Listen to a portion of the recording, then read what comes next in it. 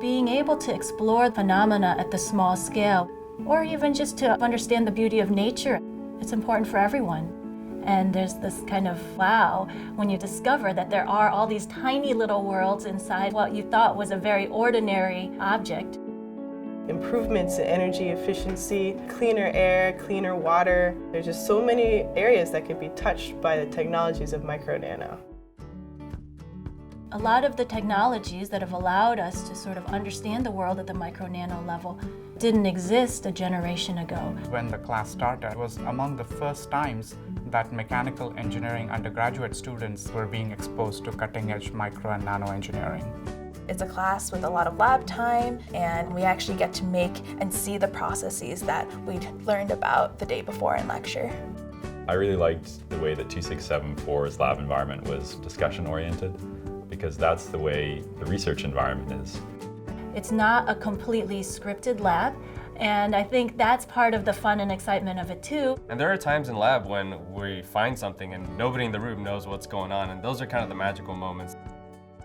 What we are really hoping for is that the students will get inspired by the tremendous possibilities in this field.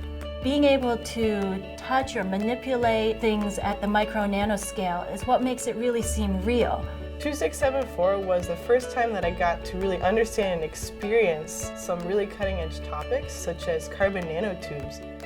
To get the chance to grow carbon nanotubes and then use a scanning electron microscope to see them in detail, it was really, really a very cool experience. I've seen SLA printers in labs, and I never really got how they work, but in 2674 we actually got to kind of use a home-built one. Now I feel like I actually understand how they work and could build one. It's very important to see microfluidic devices in a class like 2674 because those devices are driving a huge revolution in medical devices.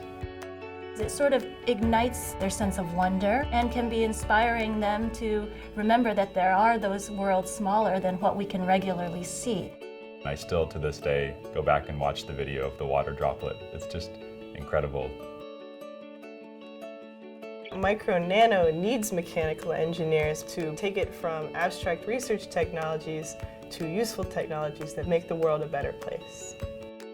I think that every mechanical engineer should take 2674 because the problems of the 21st century are going to be solved by understanding what happens at the micro-nano scale. It really opens up a whole new world.